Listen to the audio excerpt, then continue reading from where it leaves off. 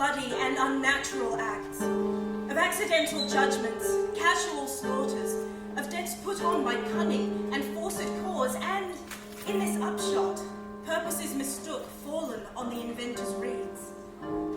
All this can I truly deliver.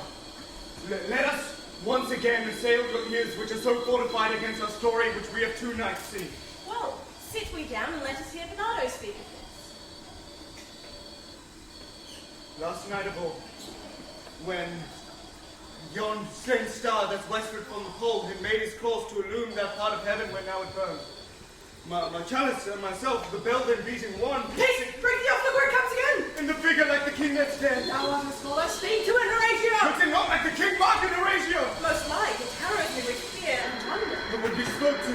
Question on Horatio? What art thou that usurps this time of night? Together with that fair and warlike form in which the majesty of buried Denmark did sometimes march. By heaven, I charge thee, speak! Is it friendly? See it stalks away. Stay and speak! Speak, stay and speak! Tis gone and will not answer.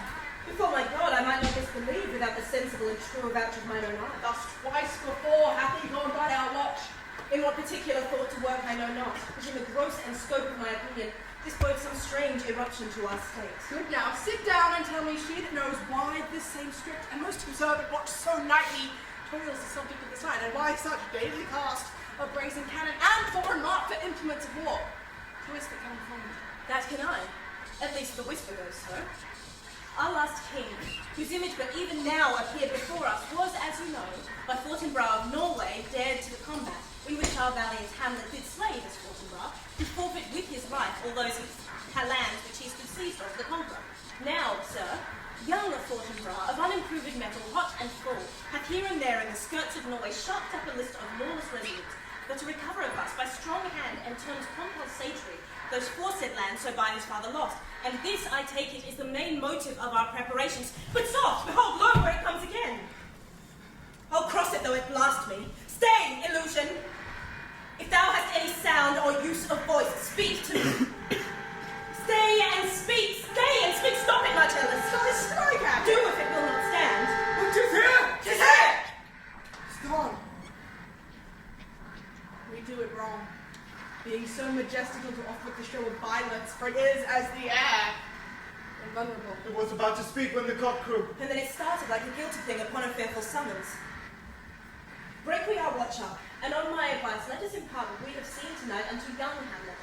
For, upon my life, if this spirit, dumb to us, will speak to her.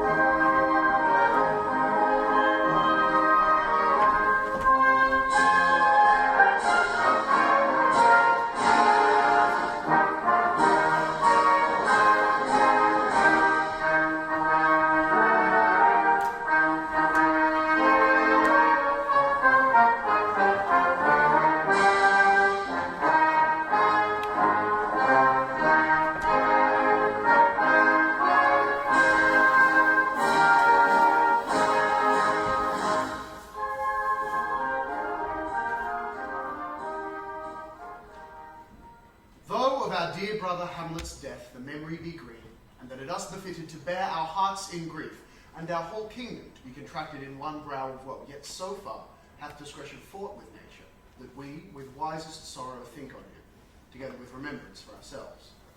Therefore, our sometime sister, now our queen, the imperial jointress to this warlike state, have we as 'twere with a defeated joy, with an auspicious and a dropping eye, with mirth in funeral and dirge in marriage, in equal scale, weighing delight and dole, taken to wife.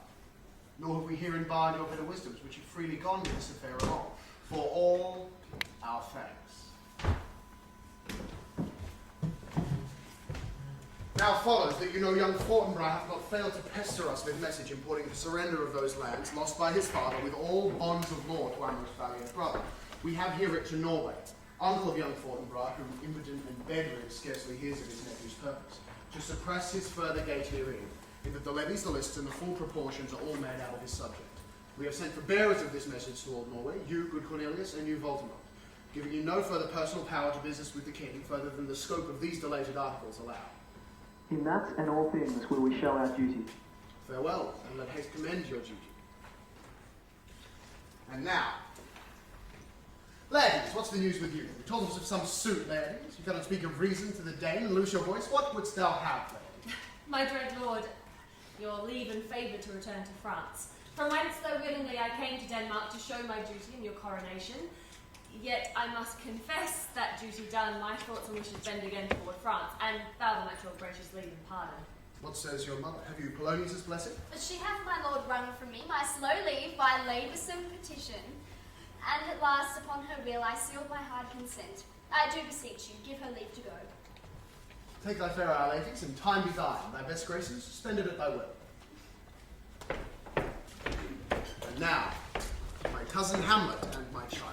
A little more than kin and less than kind. How is it that the clouds still hang on you, Hamlet? Not so, my lord. I am too much of the sun. Oh, Hamlet, cast thy night colour up, and let thine eye look like a friend upon Denmark. Do not forever, with thy veiled lids, seek for thy noble father in the dust. Thou know'st 'tis common. All that lives must die, passing through nature to eternity. Aye, madam, 'tis common. Ah, well, if it be, why seems it so particular with thee? Seems, madam? Nay, it is. I know not seems. 'Tis not alone my inky cloak, good mother, nor customary suits of solemn black. No, nor the fruitful river in the eye, nor the dejected haviour of the visage, together with all forms, moods, shapes of grief that can denote me true. These indeed seem, for they are actions that a man might play. But I have that within which passeth show these but the trappings and the suits of woe. Hamlet, it is sweet and commendable in your nature to give these mourning duties for your father. But you must know, your father lost a father, his father lost his, and the survivor bound in filial obligation to do obsequious sorrow.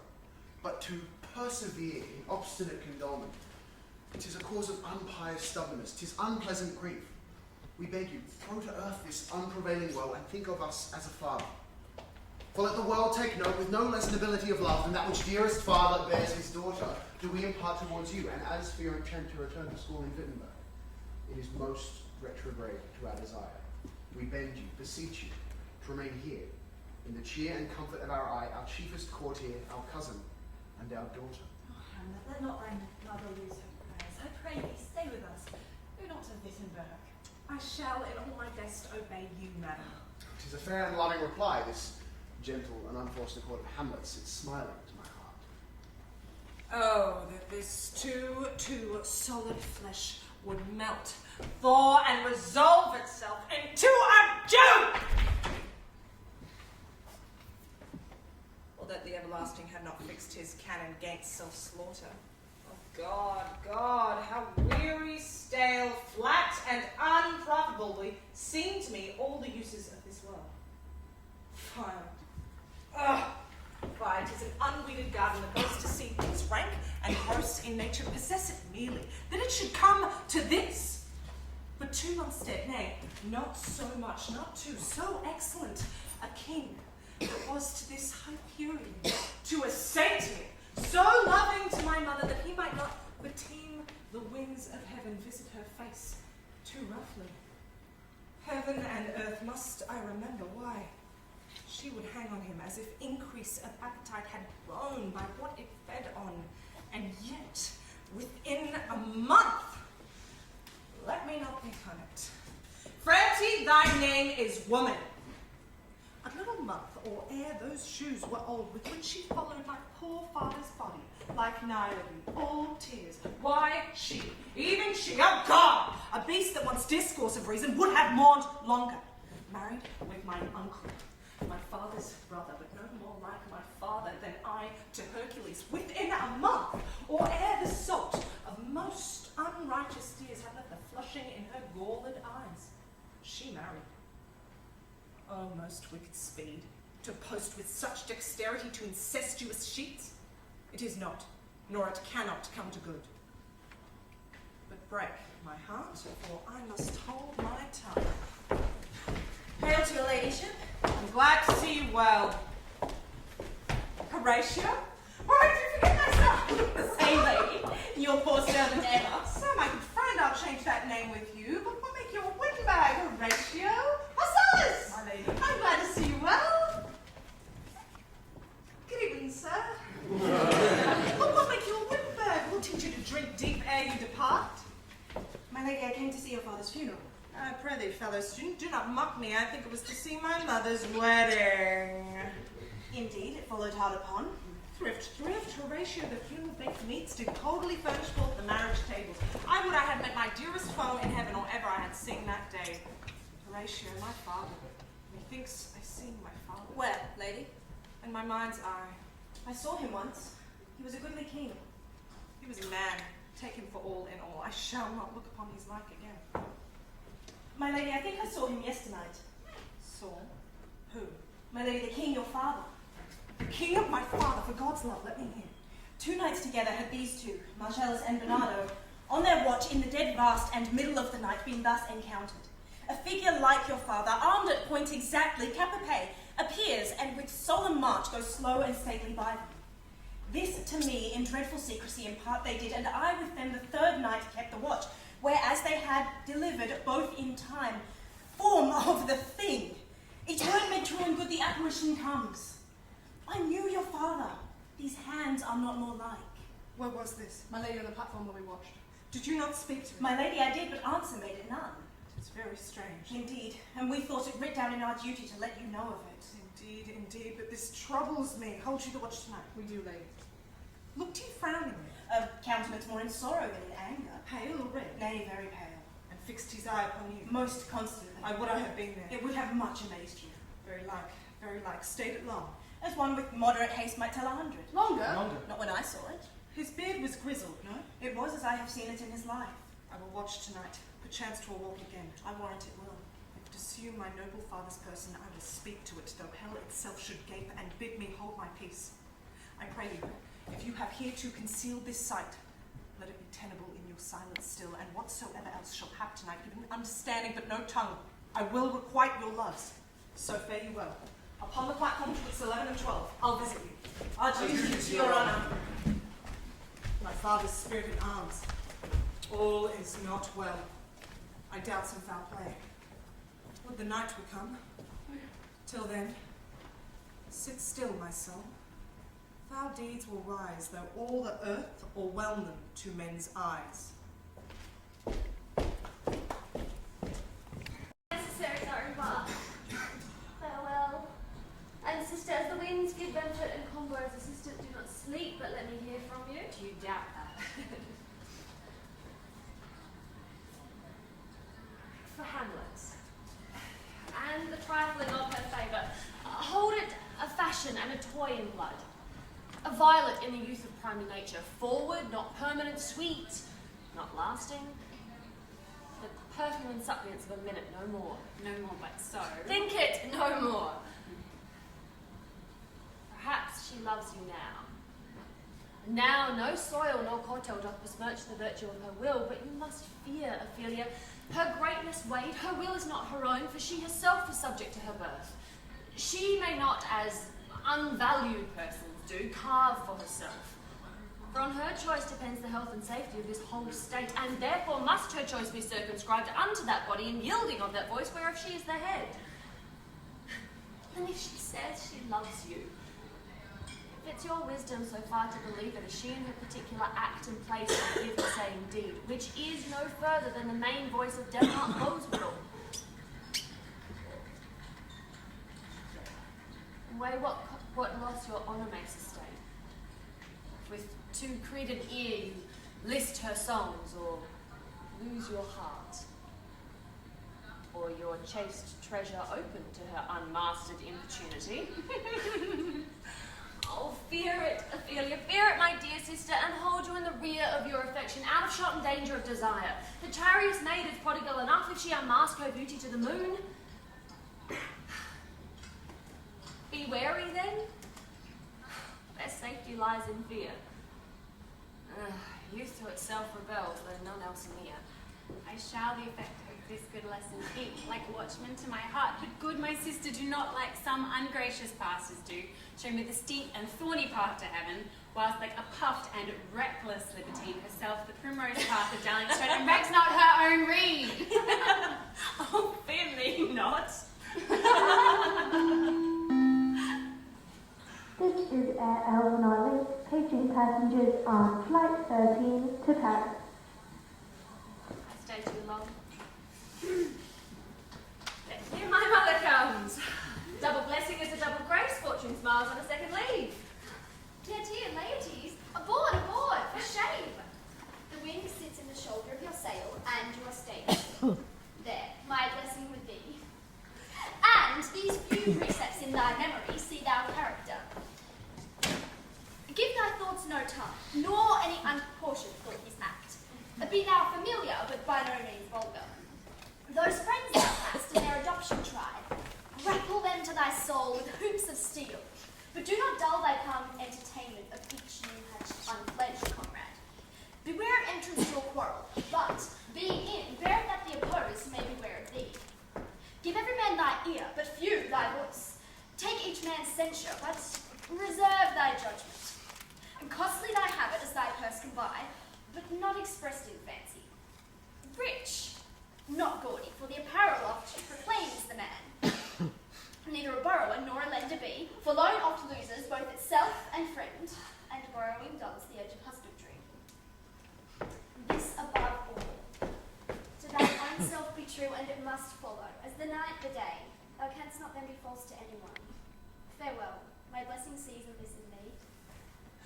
I humbly take my leave, my lady. Oh, the time invites you. Go, your servants tend.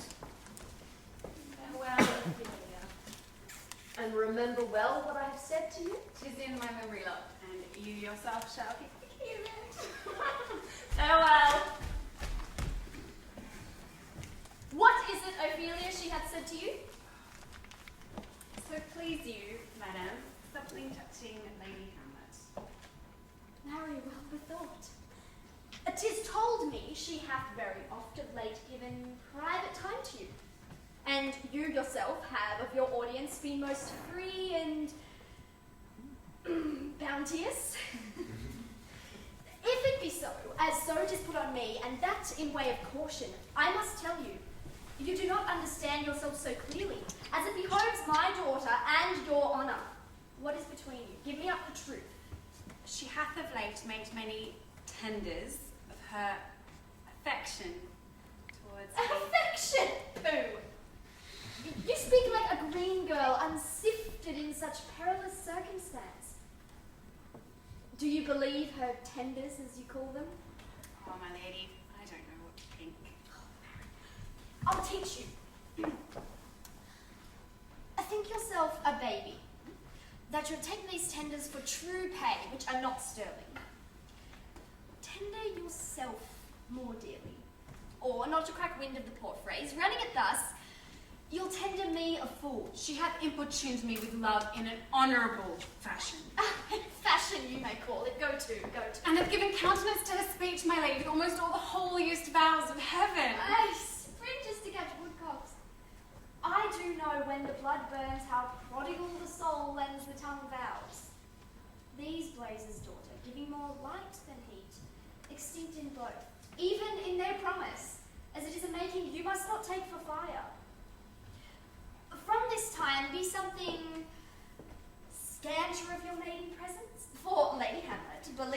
so much in her that she is young, and with a larger tether may she walk than may be given you.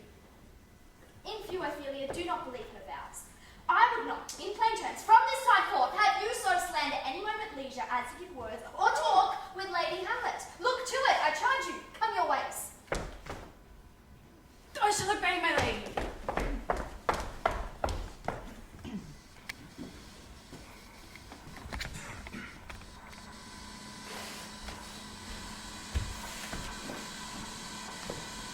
Yeah, bites shrewdly. It is very cold. It is a nipping and an eager air. What hour now? I think it lacks of 12. No, it is struck. Indeed, I heard it not. Then it draws near the season wherein the spirit held his wont to walk. What does this mean, my lady? The king doth wake tonight and takes his rouse, keeps with sail and the swaggering up spring wheels, and as he drains his draughts of Rhenish down, the kettle, drum, and trumpet thus bray out the triumph of his blemish. My lady comes! Angels and ministers of grace, defend us. Be thou spirit of help or goblin damned, bring with thee airs from heaven or blast from hell. Thou comest in such a questionable shape that I will speak to thee. I will call thee Hamlet. King, father, royal Dana, answer me! It beckons you to go away with it as if it summoned partner to desire to you alone. But do not go with it! No, by no means. I will not speak, then I will follow it. Do not, my lady. Why? What should be the fear? I do not set my life at a pin's fee. And for my soul, what can it do to that being a thing immortal as itself? Place me forth again, I will follow it. Or to pursue some other horrible form which might deprive your sovereignty of reason and draw you into madness. Place me still again. I will follow thee. Nay, you shall not go. Hold off your hand. He rules, you shall not go. Unhand me now, I say, by heaven! I'll make a ghost of her that lets me. I will follow thee. Have off them. To watch it. Something is wrong with the spring of young heaven will direct it. Therefore, where wilt thou lead me? Speak. I'll go no further. Mark me. Speak, I am bound to hear. So art thou to revenge when thou shalt hear. What? I am thy father's spirit, doomed for a certain term to walk the night until the foul crimes done in my days of nature are burnt and purged away. But that I'm forbid to tell the secrets of my prison house, I would a tale unfold whose lightest word would harrow up thy soul, freeze thy young blood, and make thy two eyes like stars start from their spheres. But this eternal blazon must not be for ears of flesh and blood. List, oh list, if thou ever didst thy dear father love. Oh God! Revenge his most foul and unnatural murder. Murder! Murder most foul, as in the best it is, but in this most foul, strange, and unnatural. Haste me to note that I with wings as swift as meditation may fly to the thoughts of my revenge. It is given out that sleeping in my orchard a serpent stung me. Thus the whole ear of Denmark is by a forged process of my death rankly abused. But know this, thou noble youth. The serpent that stung thy father's life now wears his crown. Oh, my prophetic soul. My uncle. I, that incestuous, that adulterous beast, with witchcraft of wit, with traitorous gifts, oh, wicked wit and gifts that have the power so to seduce. One to his shameful lust at the will of my most seeming virtuous queen. Oh, Hamlet! What a falling off was there, but lust, though to a radiant angel linked, will sate itself in a celestial bed, and prey on garbage. And so methinks I scent the morning air. Brief let me be, sleeping in my garden upon my secure hour, thy uncle stole, with juice of cursed Hebanon in a vial, and in the porches of my ear did pour the leprous distillment. Thus was I by a brother's hand sleeping, of life, of crown, of queen at once dispatched. Oh, horrible, horrible, most horrible! If thou hast nature in thee, bear it not. Let not the royal bed of Denmark be a couch for luxury and damned incest. But howsoever thou pursuest this act, taint not thy mind, nor let thy soul contrive against thy mother aught. Leave her for heaven. And for the thorns that in her bosom lodge to prick and sting her. Fare thee well at once. Adieu, adieu, Hamlet. Remember me. Oh, holy host of heaven. Oh, earth. What else? And shall I couple hell? Oh, fie. Hold my heart. And you, my sinews, grow not instant old, but bear me stiffly up. Remember thee. I, thou poor ghost, while memory hold a seat in this distracted globe. Remember thee. Yea, From the table of my memory, I'll wipe away all trivial fond records, all stores of books, all precious parts, all youth and observation copied there. And thy commandment, all alone shall live in the book and volume of my brain, unmixed with baser matter. Yes, by heaven. Oh, most pernicious woman. Oh, villain, villain, smiling, damned villain. My table's meat, it is I set it down that one may smile, and be a villain. At least I am sure it may be so in Denmark. It is. That you remember me. My lady! I have sworn. My lady! My lady Hamlet! Come and secure her! So be it. Hello, ho, ho, my lady! Hello, ho, ho, bad, come, boy, come! How is my little lady? What news, my lady? Oh, wonderful. Good, tell it. No, you reveal it. Not I, my lady. Nor I, what happened? I see that would heart of man once think it, but you'll be secret. I, my lady. There's ne'er a villain dwelling in all Denmark, but he's an arrant knave. There needs no ghost, lady, come from the grave to tell us this. Why? Right. You are in the right. And so, without more circumstance at all, I hold it fit that we shake hands and part. You as your business and desire shall point you, for every man has business and desire. And for mine own poor part, look you, I'll go away. These are wild and whirling words, my lady. I'm sorry, they offend me heartily. Yes, faith, heartily. There's no offence, my lady. Yes, by St. Patrick, but there is, Horatio, and much offence too, touching this vision here. It is an honest ghost, but let me tell you, your desire to know what is between us, all master it as you may. And now, friends, as you are friends, scholars, soldiers, give me one poor request. What is it, lady, we will? Never make known what you have seen tonight. Swear. Propose the oath. Never to speak of that which you have seen tonight. Swear by my sword. Swear. Day and night, but this is wondrous strange. And therefore, as a stranger, give it welcome.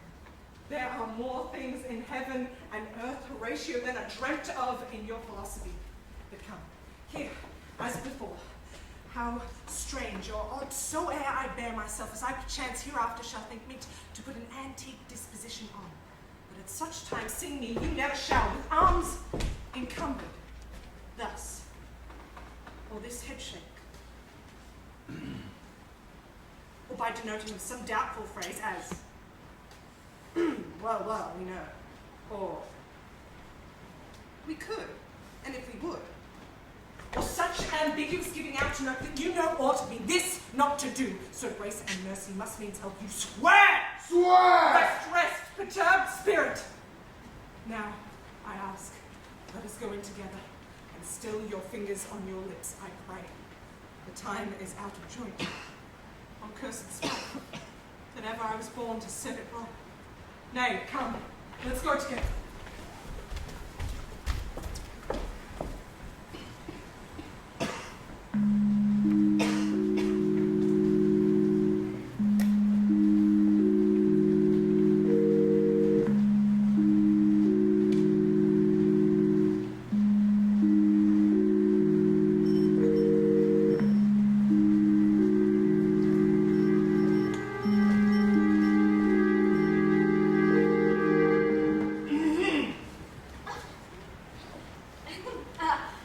Give her this money and these notes, Ronaldo.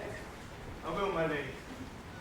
And you shall do marvellous wisely, good Ronaldo, before you visit her to make inquire of her behaviour. Lady, I did intend it. And observe her inclination in yourself. I shall, lady. And let her ply her music. Well, my lady. And farewell.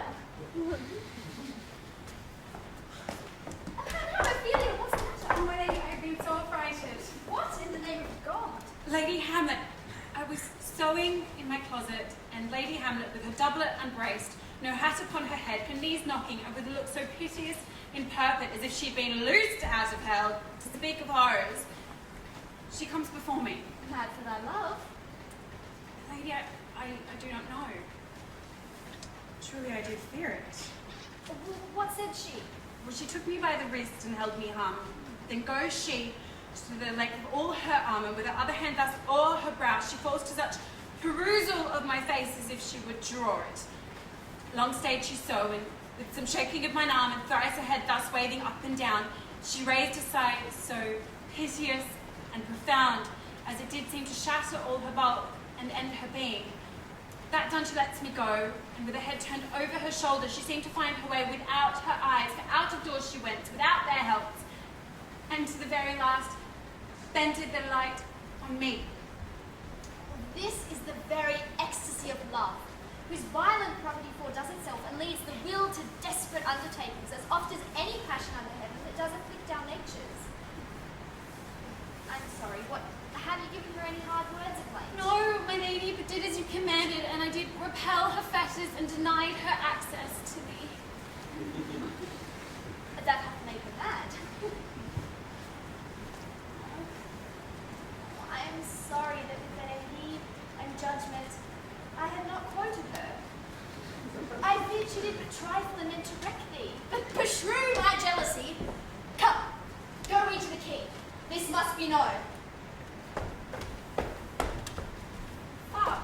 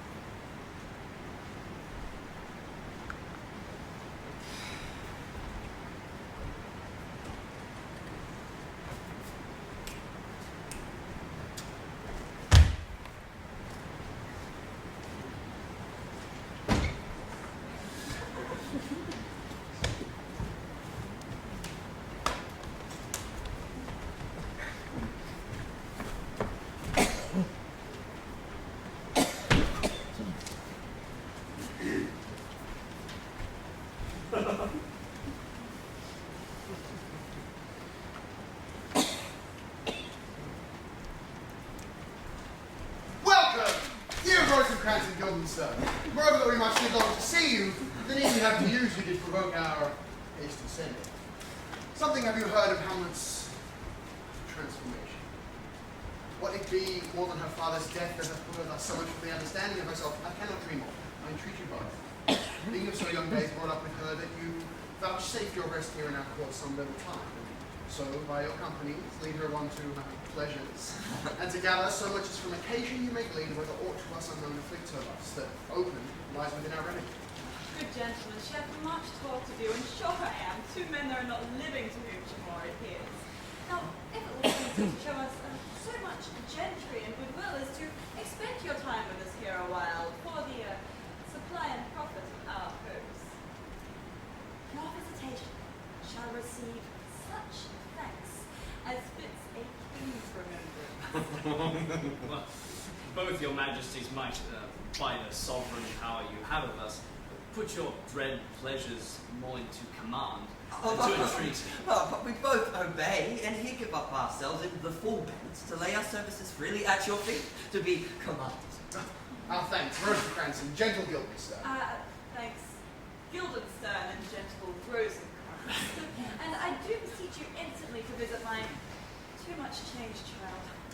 Go, some of you, and bring these men to where Hamlet is. Heavens make our practices and our presence pleasant and helpful to her. Aye, amen, amen.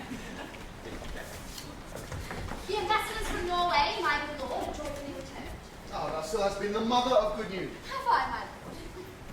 I assure you, my liege, I hold my duty as I hold my soul, both to my God and to my gracious king.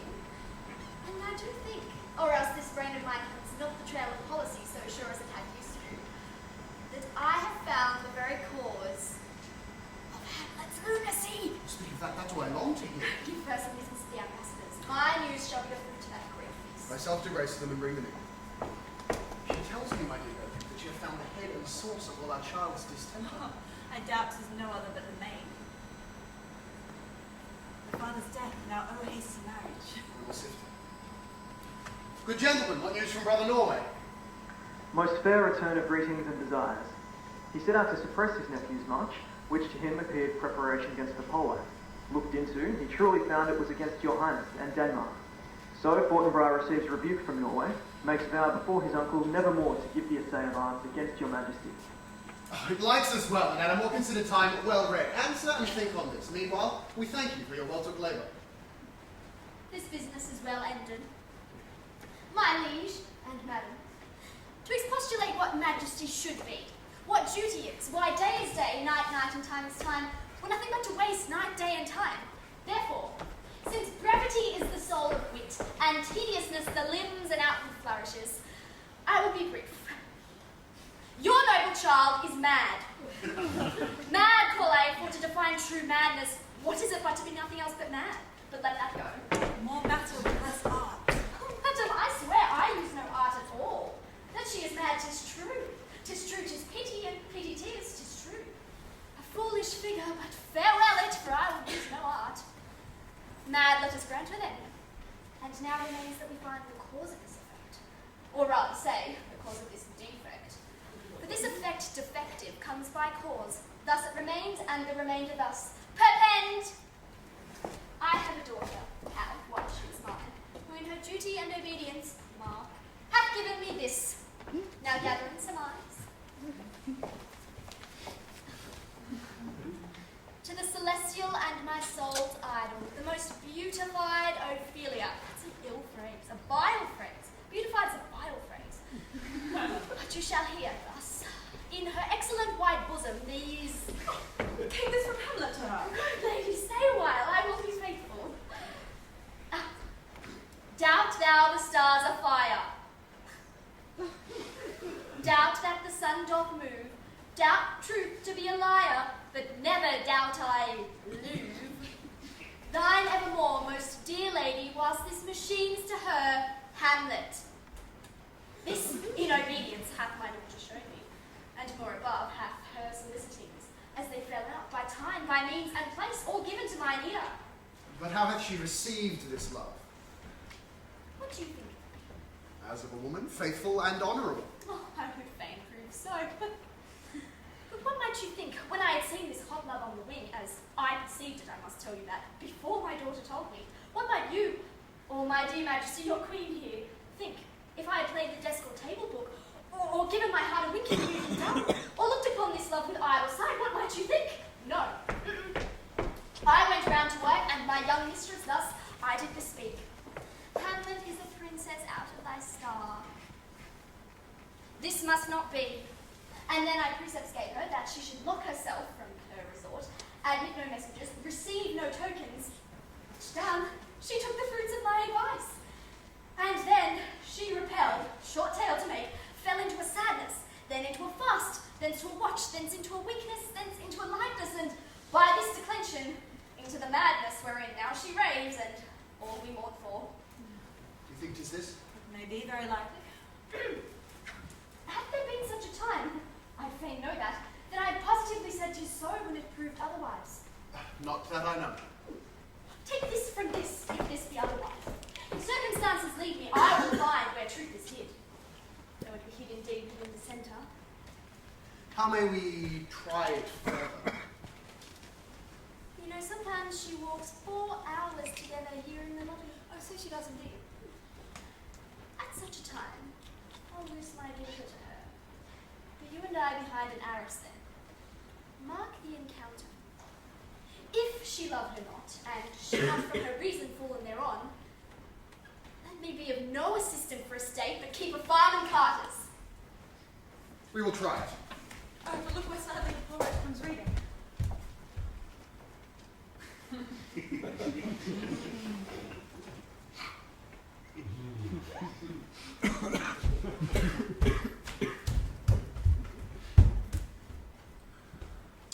Sweet Gertrude, leave us two. A mother and myself, lawful Espials, will bestow ourselves, so that seeing unseen, we may be of the encounter frankly judged.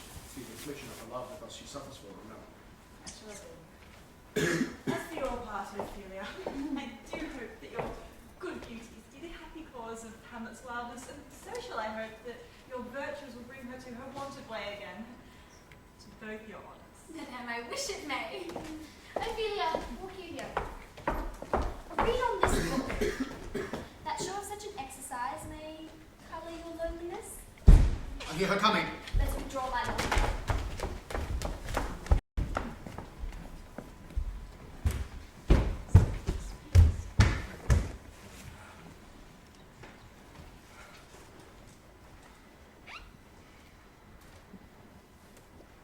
To be or not to be, that is the question. Whether 'tis nobler in the mind to suffer the slings and arrows of outrageous fortune, or to take arms against a sea of troubles, and by opposing, end them. To die, to sleep, no more, and by asleep to say we end the heartache and the 1,000 natural shocks that flesh is heir to. 'Tis a consummation devoutly to be wished. To die, to sleep, to sleep, perchance to dream. Aye, there's the rub.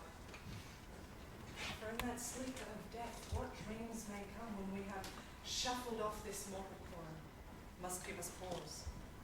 There's the respect that makes calamity of so long a life. For who would bear the whips and scorns of time? The oppress is wrong, the proud man's contumely, the pangs of despised love, the insolence of office, the law's delay, the spurns that the patient merit of the unworthy takes when he himself might his quietest make with a bare bodkin.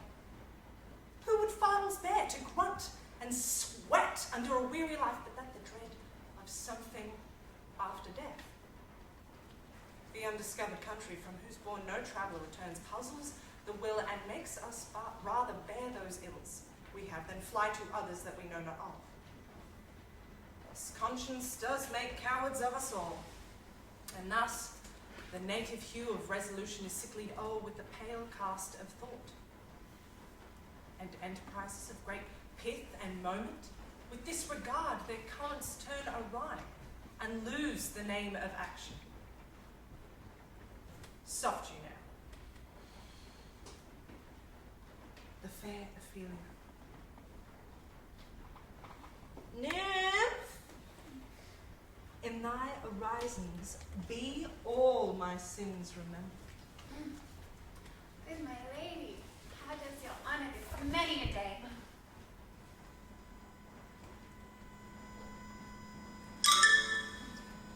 I humbly thank you. Well. My lady, I have remembrance of yours that I've longed to read liver.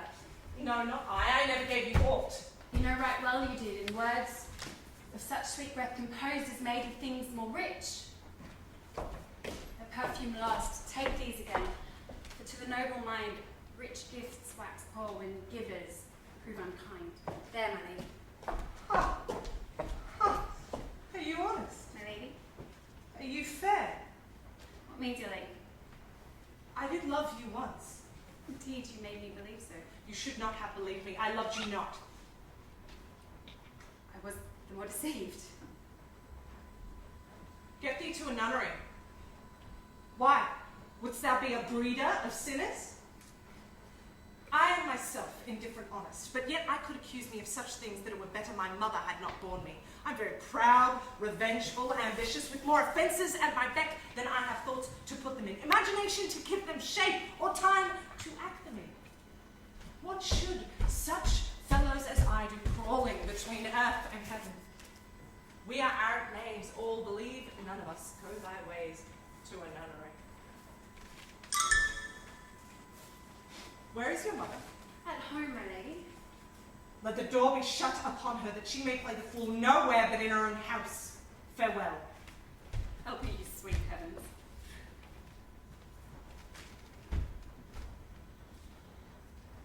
If thou dost marry, I'll give thee this plague for thy dowry. Be thou as chaste as ice, as pure as snow. Thou shalt not scape calumny. To a nunnery, go. Or if thou needs marry a fool, for wise men know well enough what monsters you make of them. To a nunnery, go. Help me, you sweet heavens! You jig, you amble, and you lisp, and you nicknames God's creatures, and you make your wantonness your ignorance. Go to! I'll no more of it. It hath made me mad. I'll say, we will have no more marriages. All those that are married already shall live. All but one. The rest shall keep as they are. To a nunnery. Go! Oh, what a noble mind is hero thrown. The expectancy rose at fair state. The glass of fashion and the mould of form, the observed of all observers, quite down. I see that noble and most sovereign reason, like sweet bells jangled, out of tune and harsh, the features and form of youth, blasted with ecstasy. Oh, woe is me. To have seen what I have seen. See what I see. Love? Her affections do not that way tend. There's something in her soul over which her melancholy sits on brood. But I do doubt the hatch and disclose will be some danger. And now, Ophelia, you need not tell us what Lady Hamlet said. We heard it all. I'll board her presently.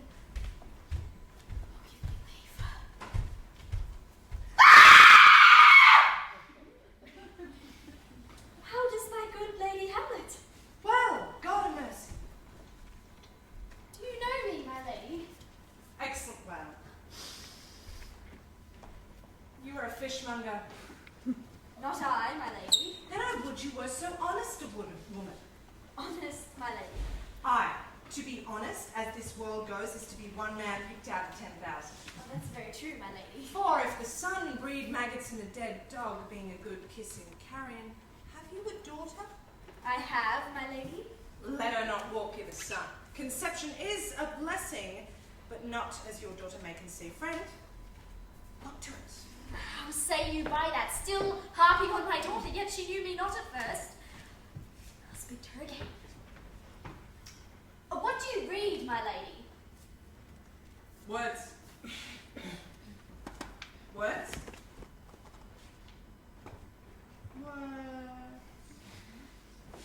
What's the matter, my lady?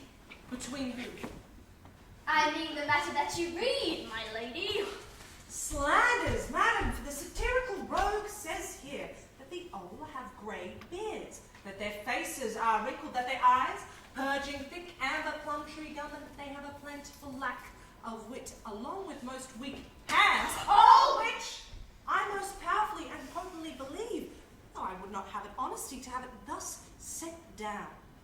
For yourself should grow as old as I am, if like a crab, you could go backwards. Though this be madness, yet there is method in it. Will you walk out of the air, my lady? Into my grave. Indeed, that is out of the air. Pregnant sometimes her replies are, a happiness that madness often hits on, which reason and sanity could not so prosperously be delivered of. My honourable lady, I will most humbly take my leave of you. You cannot take from me anything I would more willingly part with all, except my life. Except my life. Except my life. Fare you well, my lady. Oh, these tedious old fools. You go to see the Lady Hamlet? There she is. God save you, madam. My honoured lady! My most dear lady! Oh, my excellent good friend. How dost thou gild and stand? Ah, rose and crowns. Good lads, how do ye both? As the indifferent children of the earth. Happy in that we're not over happy, but on fortune's cap we are not the very button. Or the soles of her shoe? Neither, my lady. Then you live about her waist? I- Or in the middle of her favours? Faith, her privates, we... Ah, most true, she's a strumpet. No. What news? None, but that the world's growing honest.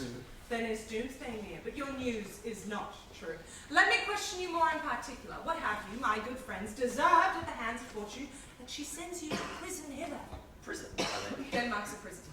Then is the world one. A goodly one in which there are many confines, wards, dungeons, Denmark being one of the worst. We think not so, my lady. Why then, 'tis none to you, for there is nothing either good nor bad, but thinking makes it so. To me it is a proof. Why then, your ambition makes it one. 'Tis too narrow for your mind. Oh, God! I could be bounded in a nutshell and count myself a king of infinite space, were it not that I have bad dreams. Shall we to court, for by my fay I cannot reason. We always want you. No such matter. I will not sort you with the rest of my servants, for to speak to you like an honest woman I am most dreadfully attended. But what make you at Wittenberg? To visit you, my lady. No other occasion. Were you not sent for? Is it your own inquiry? Is it a free visitation? Come, deal justly with me. Come, come. Nay, speak. What should we say, my lady? Why? Anything but to the purpose. You were sent for, and there is a kind of confession in your looks which your modesties have not the craft enough to colour. I know the good king and queen have sent for you.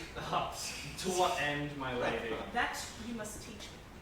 But let me conjure you by the rights of our fellowship, by the constancy of our youth, by the obligation of our ever-preserved love, by what more dear a better proposer could charge withal, be even and direct with me whether you were sent for or no.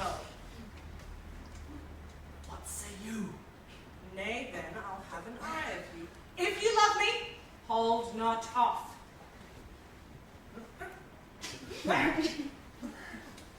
My lady, we were sent for. I will tell you why. So shall my anticipation prevent your discovery and your secrecy to the king and queen not no feather. I have of late, but wherefore I know not, lost all my mirth, forgone all custom and exercise. And indeed it goes so heavily with me that this goodly frame, the earth, seems to me a sterile promontory. This most excellent canopy, the air, look you, this brave o'erhanging firmament, this majestical roof, fretted with golden fire, why, it appears no other thing to me than a foul and pestilent congregation of vapours.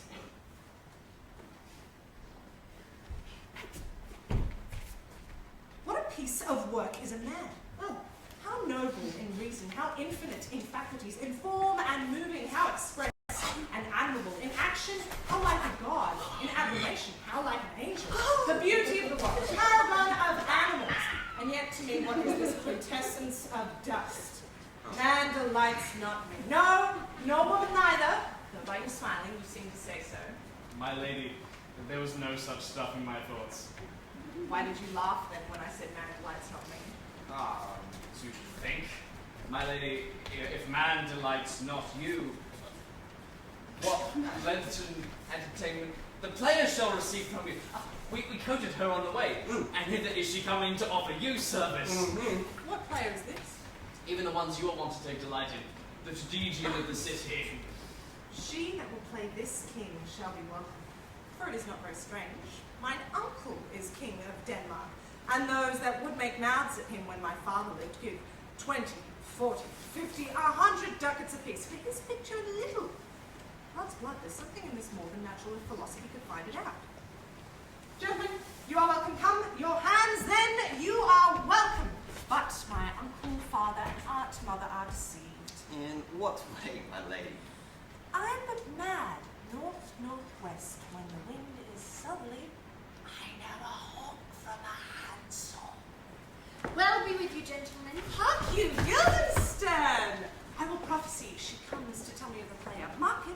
My lady, I have news to tell you. When Ruscus was an actor in Rome. The player has come hither, my lady. Buzz! Buzz! Upon mine honour, Then came each actor and the best player in the world. Either for tragedy, comedy, history, pastoral, pastoral comical, pastoral historical, tragical historical, tragical comical historical, pastoral, scene indivisible, or poem unlimited. Seneca cannot be too heavy, nor Plautus too light. For the law of wit and the liberty, this is the only woman. Oh, Jephthah, judge of Israel, what a treasure hast thou! What a treasure had he, my lady? Why, one fair daughter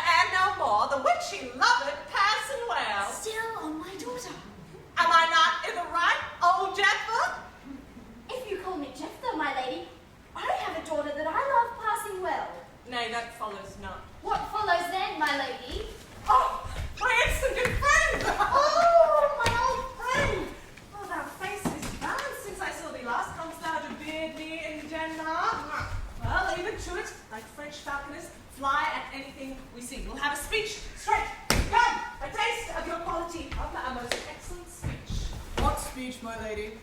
I heard thee speak me a speech once. 'Twas Aeneas' tale to Dido, and thereabout of it especially where it speaks of fine slaughter. If it live in your memory, begin at this line. Let me see.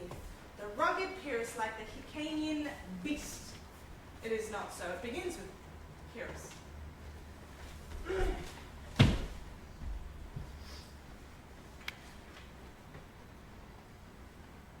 The rugged Pyrrhus, he whose sable arms, black as his purpose, did the night resemble, when he lay couched in the ominous horse, hath now this dread and black complexion smeared with heraldry more dismal, head to foot, now is he total wounds, roasted in wrath and fire, and thus o'ersized with coagulate gore, with eyes like carbuncles, the hellish Pyrrhus, old grandsire Priam 6! So, proceed you. Oh, God, my lady, well spoken, with good accent and good discretion. Thank you.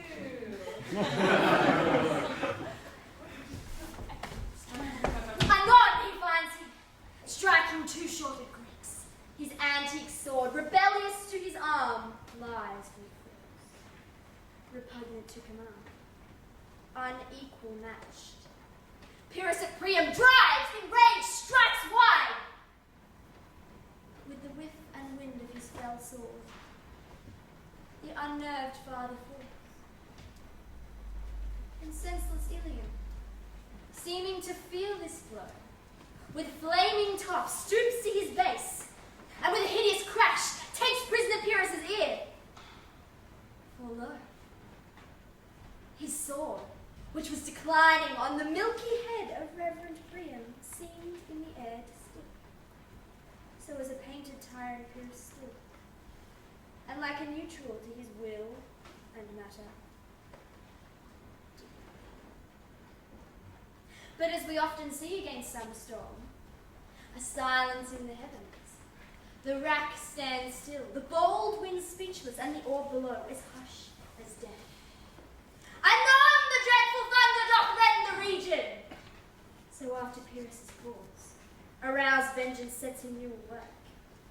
And never did the Cyclops' hammers fall on Mars' armor forged for proof returned with less remorse than Pyrrhus' bleeding sword now falls.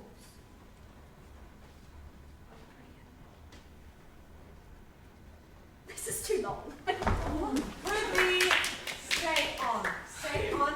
Come to Hecuba.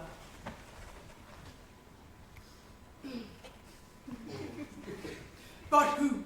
Oh, who had seen the mobile queen? The mobile queen, that's good. Mobile queen is Run barefoot up and down, threatening the flame of abyss and ruin. A cloud upon that head when late the diadem stood, and for a robe, a blanket about her all our team loins, a blanket! In the alarm of fear caught up, oh, who this had seen! And with tongue in venom seeks against fortune state with treason have pronounced. But if the gods themselves did see her there, when she saw Pyrrhus make malicious sport of mincing with his sword her husband's legs, the instant burst of fervor that she let out, unless things mortal move them not at all, would have made milk the burning eyes of heaven, passion in the gods.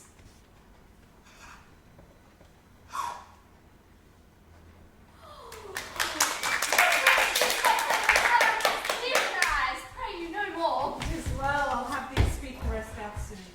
Lady, will you see the player well bestowed? Oh, my lady, I shall use her according to her desert. God's bodkins, woman, much better. Use every one after their desert, and who should escape whipping? Follow her, friends. We'll have a play tomorrow night. Friend, can you play The Murder of Gonzaga? Aye, my lady. We'll have it tomorrow night. Aye, my lady. Follow that lady, and look you mock her not. Now I am alone. Oh, what a rogue and peasant slave am I. Is it not monstrous that this player here, but in a fiction, in a dream, could force her soul so to her own conceit that from her working all her visage waned? Tears in her eyes, distraction in her aspect, a broken voice and her whole function suiting with forms to her conceit. And all for nothing. For Hecuba. What's Hecuba to her, or she to Hecuba, that she should weep for her? What would she do had she the motive and cue for passion that I have? She would drown the stage with tears and cleave the general ear with horrid speech, make mad the guilty and appall the free, confound the ignorant and amaze indeed the very faculties of eyes and ears. Yet I, a dull and mutty metal rascal, peak like John a dreams, unpregnant of my cause, and can say nothing. No, not for a king, upon whose property and most dear life a damned defeat was made. Who calls me coward, breaks my pate across, tweaks me by the nose, gives me the lie in the throat as deep as to the lungs? Who does me this? Swims. I should take it, for it cannot be that I am pigeon-livered and lack gall, or, to make oppression bitter, or ere this I should have fatted all the region's kites with this slave's offal. Bloody, bawdy villain, remorseless, treacherous, lecherous, kindless villain! Oh, vengeance! Why? What an ass am I? This is most brave. That I, the child of a dear father murdered, prompted to revenge by heaven and hell, must like a whore unpack my heart with words and fall a cursing like a very drab, a scullion. Fire upon it. Oh, foe. About my brains.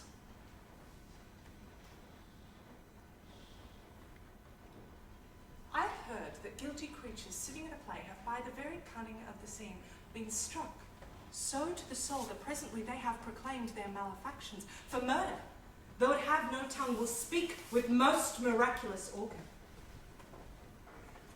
I'll have this play here play something like the murder of my father before mine uncle. I'll observe his looks, I'll tempt him to the quick.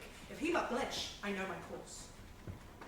The spirit that I have seen may be a devil, and the devil hath power to assume a pleasing shape, yea, and perhaps out of my weakness and my melancholy, as he is very potent with such spirits, abuses me to damn me. I'll have grounds more relative than this. The play's the thing wherein I'll catch the conscience of the king.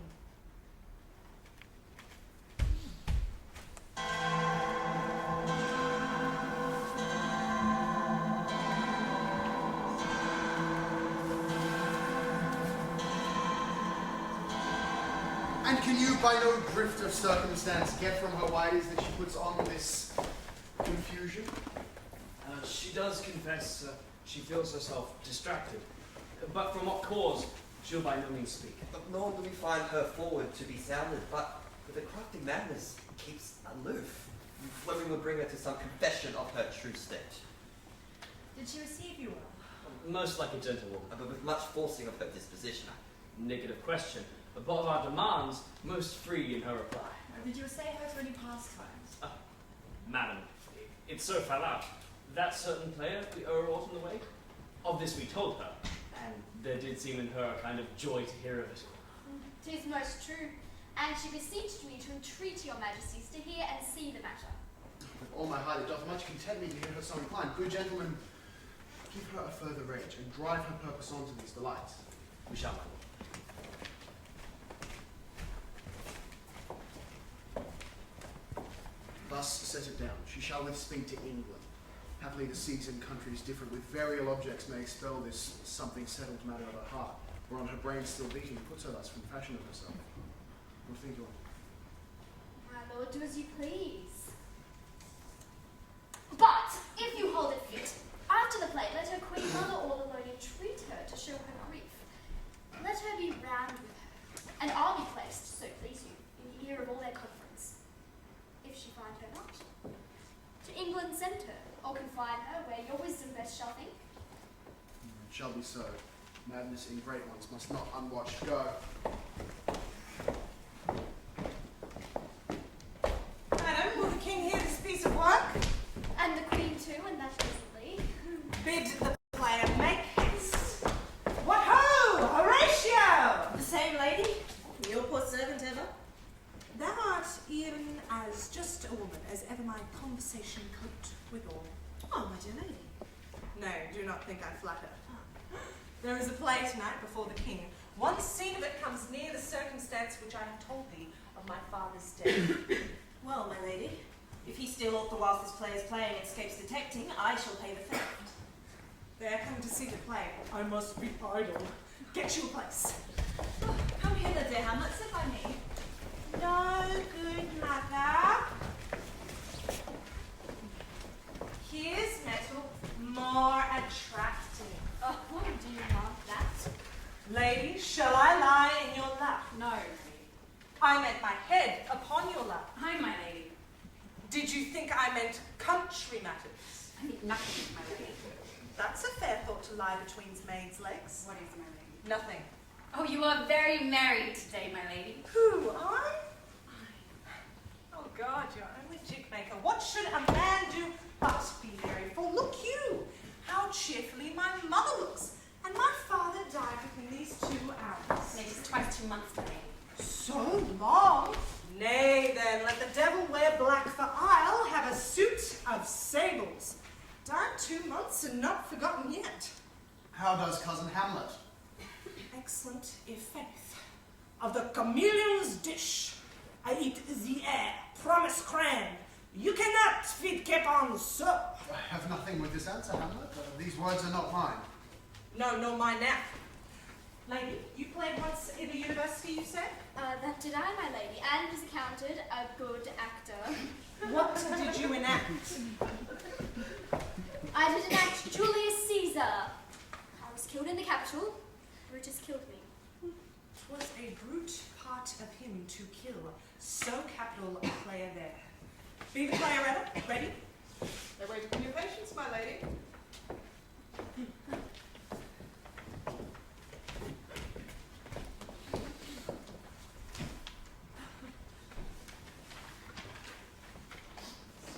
What means this? Mary, this is Mitching Malacho. It means mischief. Full 30 dozen moons with borrowed sheen about the world have times 1230s been, since love our hearts and Hymen did our hands unite commutual in most sacred bands. So many journeys may the moon and sun make us count o'er again ere love be done. Faith, I must leave thee, love, and shortly too. My operant powers their functions leave to do, and thou shalt live in this fair world behind, honoured, beloved, and haply one as kind. For husband shalt thou. Oh, confound the rest! Such love must needs be treason in my breast. In second husband, let me be accursed. None wed the second, but who killed the first. Wormwood, wormwood. A second time I killed my husband dead when second husband kisses me in bed. Oh, Madam, how like you this play? the lady don't protest too much, methinks. Oh, but she'll keep her word. Have you heard the argument? Is there offence in? No! They do but jest. Poison in jest. No offence in the world. What do you call the play? The Mousetrap. The play is the image of a murder done in Vienna. Gonzago is the Duke's name, his wife, Baptista, you shall see anon. Tis a knavish piece of work, but what of that? Your Majesty and we that have free hearts, it touches us not. Let the gall jade wince. Our withers are unwrung. This is one Lucianus, nephew to the king. You're as good as a chorus, my lady. Oh, thank you.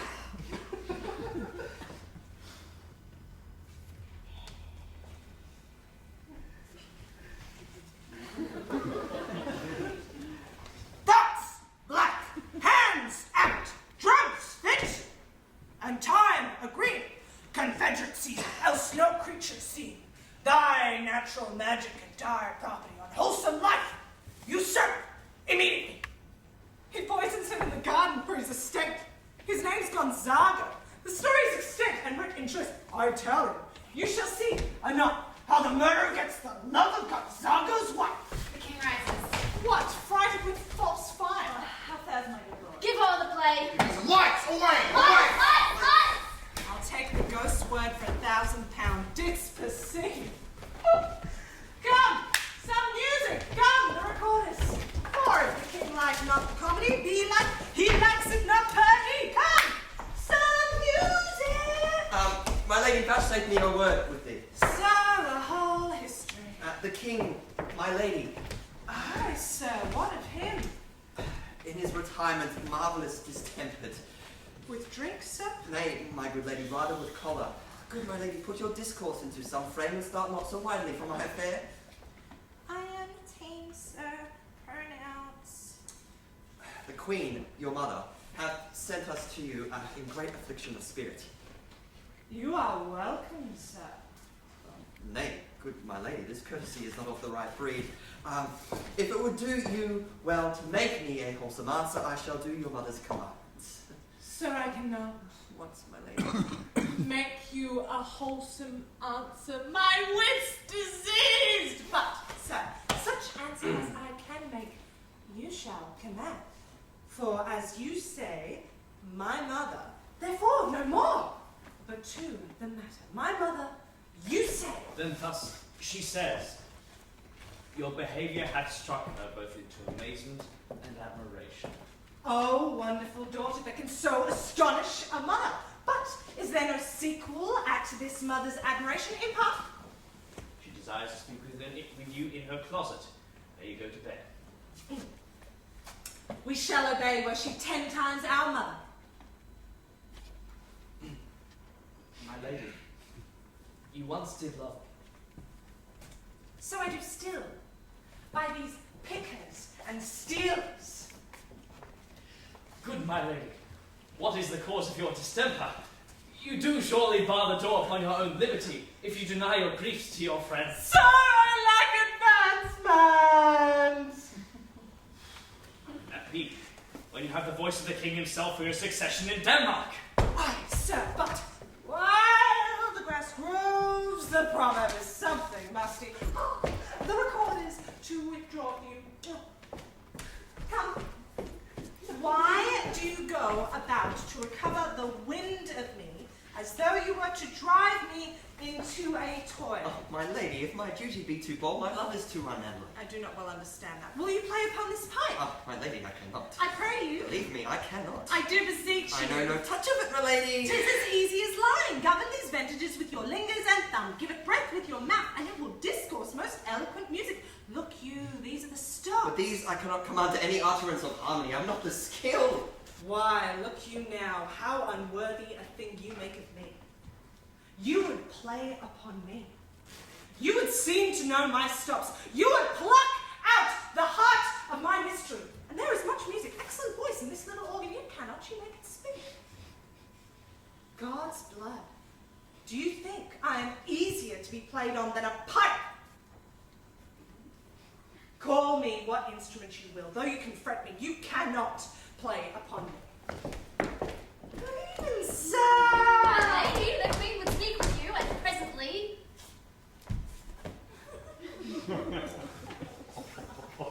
Do you see yonder cloud that's almost in shape of a camel? By the mass, and 'tis like a camel indeed.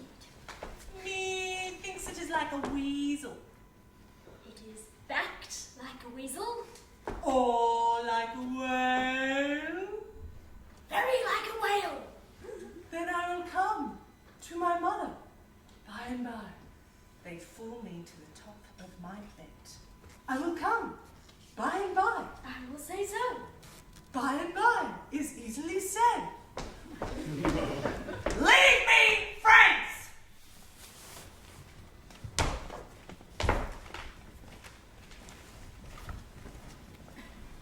Now is the very witching time of night, when churchyards yawn and hell itself breathes out contagion to this world. Now could I drink hot blood and do such bitter business as the day would quake to look on.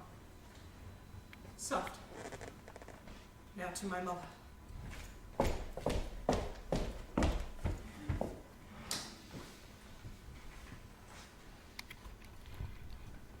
I like her not, nor stands it safe with us to let her madness rage. Therefore prepare yourself. I your commission will forthwith dispatch, and she shall along with you to England. The terms of our estate may not endure hazards so dangerous as not hourly grow unholy things. We will ourselves provide most holy and religious fear it is to keep those many bodies safe that live upon your majesty. The state dies not alone, but like a gulf doth draw what's near it with it. It is a massy wheel, fixed on the summit of the highest mount, to whom huge spokes, 10,000 lesser things, are mortised and adjoined, which, when it falls, each small annexment and petty consequence attends the boisterous room. Never alone did the king sigh, but with a general groan. Arm you, I pray, to your speedy voyage. Haste us.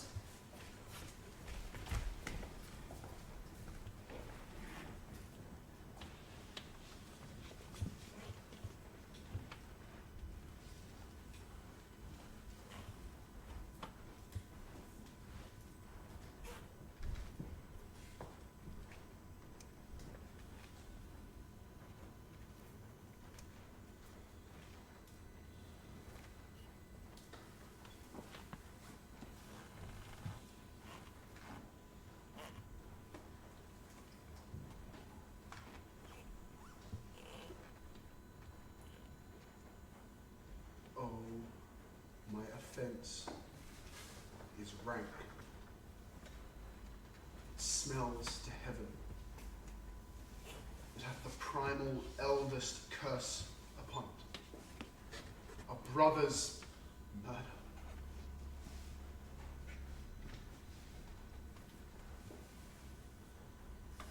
Pray can I not? Though inclination be sharp as will, my stronger guilt defeats my strong intent. And like a man to double business bound, I stand in pause. Where shall I first begin? Both neglect. What if this cursed hand were thicker than itself with brother's blood? Is there not rain enough in the sweet heavens to wash it white as snow? Whereto serves mercy to confront the visage of offence? And what's in prayer but this twofold force? To be forestalled ere we come to fall, or pardoned, being down. When I look up, my fault is past. But what form of prayer can serve my turn? Forgive me my foul murder. That cannot be, since I'm still possessed of those effects for which I did the murder, my crown, mine own ambition, and my queen. May one be pardoned and retain the offence? In the corrupted currents of this world, offence's gilded hand may shove by justice, and oft is seen the wicked prize itself buys out the law. But 'tis not so above. There is no shuffling. There the action lies in his true nature. We ourselves compelled, even to the teeth and forehead of our faults, to give an evidence. What then? What rests? Try what repentance can. What can it not? Yet what can it when one cannot repent? Oh, bosom black as death. Oh, wretched state. Oh, limed soul. But struggling to be free art more engaged. Help, angels. Make a say.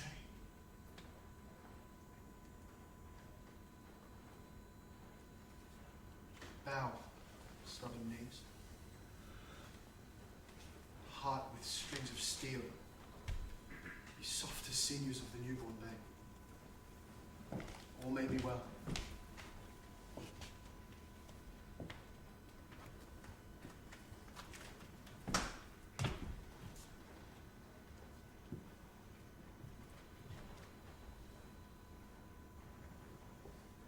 might I do it?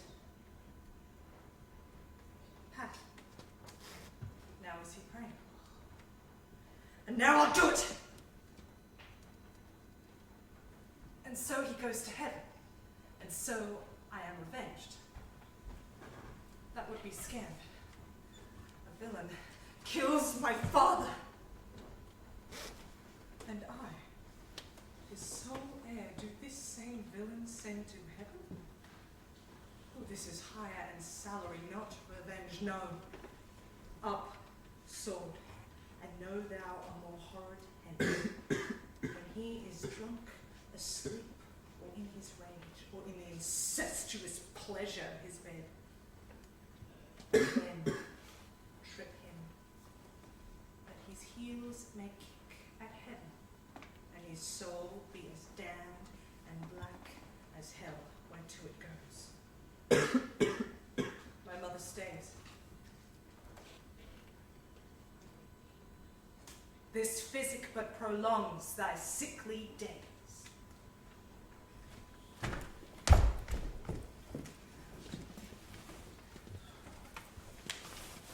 My words fly out. My thoughts remain below. Words without thoughts ne'er to heaven go.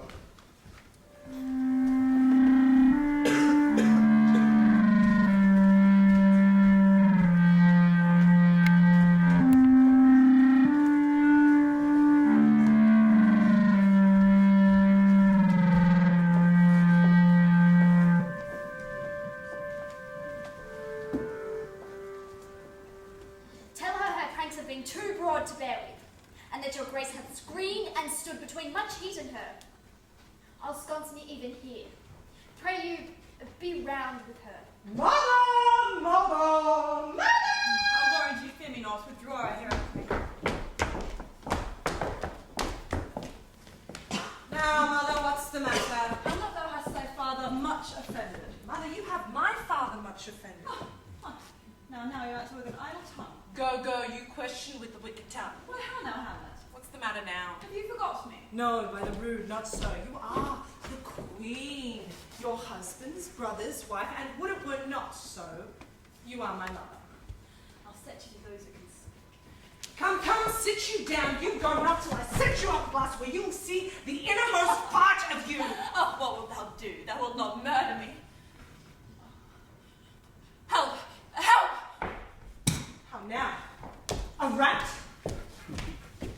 Dead! For a ducat dead! Oh me, what hast thou done? Nay, I know not. Is it the king? Oh, what a wretched bloody deed is this? A bloody deed. Almost as bad, good mother, as kill a king and marry with his brother. As kill a king. Aye, 'twas my word. Thou wretched, rash, intruding fool. Farewell. I took thee for thy betters. Take thy fortune. Leave wringing of your hands. Peace, sit you down and let me wring your heart, for so I shall if be made of penetrable stuff. What have I done that thou darest wag thy tongue in noise so rude against me? Such an act that blurs the grace and blush of modesty, calls virtue hypocrite, makes marriage vows as false as dice's oaths. I me what acts that roars so loud and thunders in the index. You cannot call it love, for at your age the heyday in the blood is tamed. Sense, sure, you have, else could you not have motion. But sure, that sense is apoplexed, for madness would not err, nor sense to ecstasy was ne'er so thralled, but it reserved some quality of choice. What devil was what that hath cozened you at Hoodman blind? Oh, Hamlet, speak to me no more. Thou turnest mine eyes into my very soul, and there I see such black and graven spots as will not leave their taint. Oh, speak to me no more. Nay, but to live in the rank sweat of an unseemly bed, stewed in corruption, honeying and making love of the nasty No stud. more. That turns their voice like daggers entering mine ears. Murderer No more. and a sweetheart. villain, a king of shreds No and more. patches. Save me and hover over me with your wings, you heavenly gods. What would your gracious figure? Ah, she's mad. Do you not come your tardy child to chide? But lapsed in time and passion lets go by the important acting of your dread command. Or say, This visitation is but to whet thy almost blunted purpose. Look, amazement on your mother sits, step between her and her fighting soul. Conceit in weakest bodies, strongest works. Speak to her. How is it with you, lady? Alas, how is it with you? That you do bend your eye on vacancy, and with the incomparable air you hold discourse. Whereon do you look? On him, look you how pale he glares. His form and cause conjoined, preaching to stones would make him capable. Do not look upon me, lest with this piteous action you convert my stern effects, and what I have to do will want true colour, tears, perchance of blood. To whom do you speak this? Do you see nothing there? No, nothing at all, yet all that is I see. No, nothing did you hear? Nothing but ourselves. Why, look you now. Look how it steals away. My father in his heaven as he lived. Look where he goes even now, out of the portal. This is the very coinage of your brain. Oh, this bodiless created ecstasy is very cunning in. Ecstasy. My pulse, as yours, doth temperately keep time and makes as helpful music. It is not madness that I have erred. Bring me to the test, and I will the matter reword, which madness would gamble from. Mother, for love of grace, repent of what's past, avoid what is to come. Oh, that has cleft my heart in twain. Throw away the worser part of it, and live the pure with the other half. Good night, mother. But go not to mine uncle's bed. Assume a virtue, if you have it not. And when you are desirous to be blessed, I'll blessing beg of you. For this lady I do repent. But heaven hath pleased it so to punish me with this and this with me, that I must be their scourge and minister. I will answer well the death I gave her, and bestow body. Good night, mother. I must be cruel only to be kind. Thus bad begins, and worse remains behind. One word more, good lady. What shall I do? Not this, by no means, that I bid you do.